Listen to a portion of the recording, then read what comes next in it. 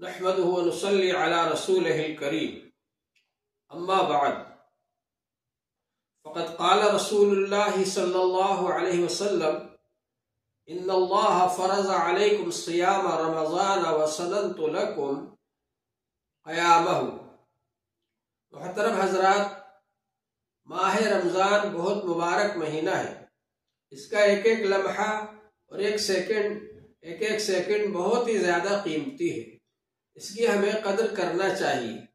اللہ جل شانہ نے ماہ رمضان میں ہمارے لیے دن میں روزہ رکھنے کا حکم فرمایا اور رات میں ہمارے لیے رات کی عبادت کو فرض نہیں فرمایا۔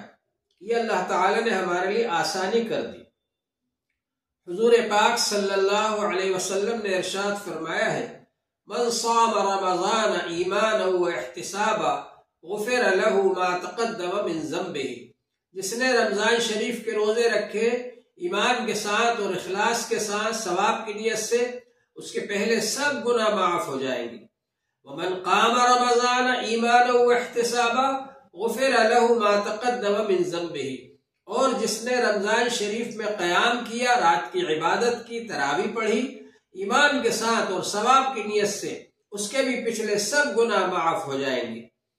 اللہ جل شانہ نے رمضان کے روزوں کو فرض قرار دیا۔ ان اللہ فرض علیکم صیام رمضان، اور رسول پاک صلی اللہ علیہ وسلم نے رات کے قیام کو، تراویح کو سنت فرمایا۔ وَسَنَنْتُ لَكُمْ قَيَامَهُ، تو رات میں تراویح پڑھنا یہ سنت کے درجے میں ہے۔ حضور پاک صلی اللہ علیہ وسلم نے 3 دن تک تراویح صحابہ اکرام کو جماعت کے ساتھ پڑھائی، اور اس کے بعد آپ نے تراویح نہیں پڑھائی۔ صحابہ اکرام جمع بھی ہوئے تو آپ نے فرمایا کہ مجھ کو اندیشہ تھا، انی خشیت ان یفترض علیکم، مجھ کو یہ اندیشہ ہوا کہ یہ تمہارے اوپر فرض نہ ہو جائے اگر میں اس کو پابندی سے پڑھ لوں تو۔ اس وجہ سے آپ نے اس کو چھوڑ دیا اور صحابہ اکرام اپنے طور پر اس کو پڑھتے رہے۔ اور حضور پاک صلی اللہ علیہ وسلم کے بعد میں حضرت ابوبکر رضی اللہ عنہ کے بعد میں حضرت عمر رضی اللہ تعالی عنہ کا جب دور آیا تو یہ اندیشہ ختم ہو چکا تھا فرض ہونے کا، اور صحابہ اکرام 2 4 افراد کی جماعت بنا کر کے تراویح پڑھتے تھے۔ تو اس موقع پر حضرت عمر رضی اللہ تعالی عنہ نے سب صحابہ اکرام کو ایک امام کے پیچھے جمع فرما دیا، اور 2 حضرات کو مقرر فرمایا، حضرت ابی رضی اللہ عنہ کو اور حضرت تمیم رضی اللہ عنہ کو، کہ یہ حضرات 10 رکعات تراویح پڑھائیں، اور آپ نے سب صحابہ اکرام کو ایک جماعت کے ساتھ میں جمع فرما دیا۔ یہ حضرت عمر رضی اللہ تعالیٰ عنہ نے کیا، لیکن حضور پاک صلی اللہ علیہ وسلم نے تراویح پڑھائی ہے جماعت کے ساتھ، اور 20 رکعات تراویح پڑھائی ہے، جیسا کہ مصنف ابن ابی شیبہ کے اندر موجود ہے کہ حضور پاک صلی اللہ علیہ وسلم نے 20 رکعات تراویح پڑھائی ہے۔ تو یہ ہم کو اہتمام سے تراویح پڑھنا ہے، اور اللہ جل شانہ نے ہمارے لیے اس مغفرت کا سامان رکھا ہے، جیسا کہ ابھی میں نے حدیث پاک پڑھی کہ حضور پاک صلی اللہ علیہ وسلم نے ارشاد فرمایا، جو رمضان شریف کے روزے رکھے گا اخلاص کے ساتھ، ایمان کے ساتھ، ثواب کی نیت سے، اس کے پچھلے گناہ معاف ہو جائیں گے۔ اور جو رات میں قیام کرے گا، تراویح پڑھے گا ایمان کے ساتھ اور اخلاص کے ساتھ، ثواب کی نیت سے، اس کے بھی پچھلے گناہ معاف ہو جائیں گے۔ اور تراویح کے اندر قرآن پاک پڑھا جاتا ہے اور سنا جاتا ہے۔ قرآن پاک کو اگر آپ زبانی پڑھ رہے ہیں، بغیر وضو کے بھی زبانی پڑھ سکتے، تو ایک حرف پر آپ کو 10 نیکی ملتی ہے۔ وضو کر کے پڑھیں گے ایک حرف پر 25 نیکیاں ملیں گی۔ اور نفل نماز میں بیٹھ کر پڑھ سکتے، تو نفل نماز میں بیٹھ کر پڑھیں گے ایک حرف پر 50 نیکیاں ملیں گی۔ اور اگر نماز میں کھڑے ہو کر پڑھیں گے ایک حرف پر 100 نیکیاں ملیں گی، اور جتنا پڑھنے والوں کو ملے گا اتنا ہی سننے والوں کو بھی ملے گا۔ تو تراویح میں ہم قرآن پاک سنتے ہیں، کتنا زیادہ ہم کو اجر و ثواب ملتا ہے۔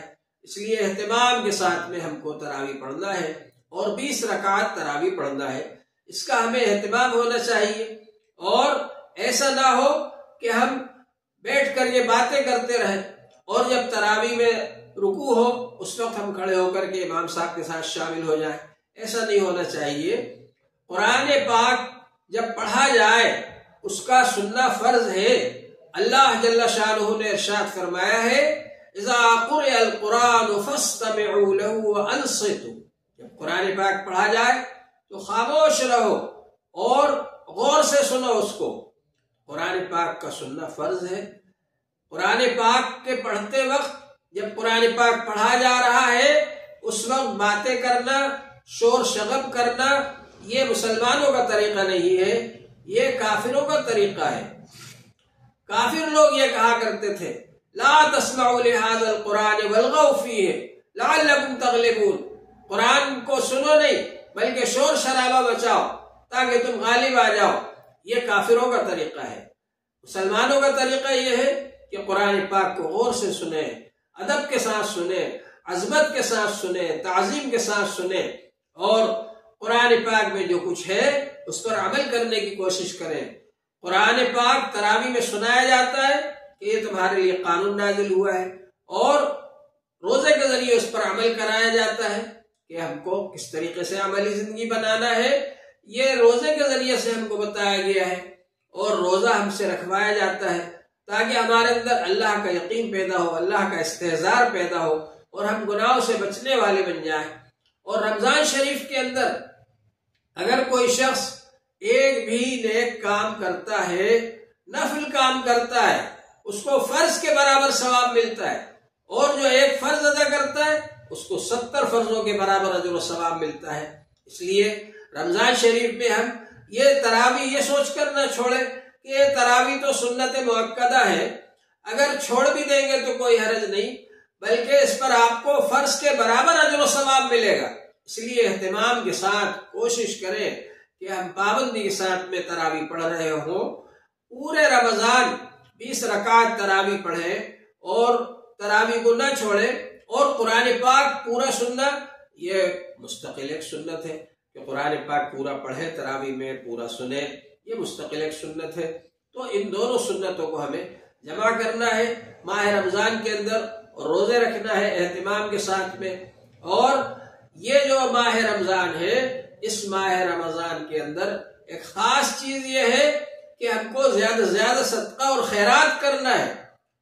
صدقہ اور خیرات عام دنوں کے اندر بھی بہت بڑی چیز ہے، لیکن رمضان کے اندر جب اس کو دیا جائے گا تو اس کا اجر و ثواب بہت زیادہ بڑھ جائے گا۔ اگر آپ نے 1 روپیہ دیا تو اس کا ثواب دوسرے دنوں میں 10 گنا تک بڑھے گا، 10 روپے کا ثواب ملے گا، یا 700 درجے تک ملے گا، 1 روپیے پر 700 تک کا آپ کو اجر و ثواب ملے گا۔ لیکن یہاں کیونکہ ایک فرض کا ثواب 70 فرضوں کے برابر ہے، لہذا وہ 700 تک تو بڑھایا ہی جائے گا، اور 70 سے جب آپ اس کو ضرب دیں گے تو 49,000 تک پہنچ جائے گا۔ یعنی آپ اگر زکوٰۃ دے رہے ہیں جو کہ فرض ہے، اور اس حالت میں دے رہے ہیں آپ کہ آپ نے زکوٰۃ کا 1 روپیہ کسی مستحق کو دے دیا، تو وہ 49,000 روپیے خرچ کرنے کا آپ کو ثواب ملے گا۔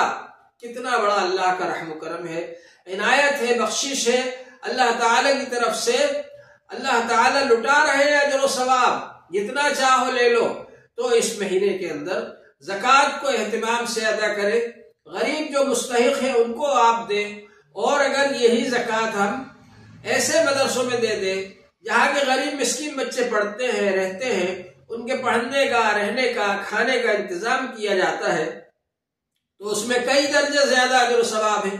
ایک تو غریب مسکین کی خدمت کا ثواب ہے، دوسرے یہ کہ دین کی خدمت کا ثواب ہے، تیسرے یہ کہ یہ صدقہ جاریہ ہے۔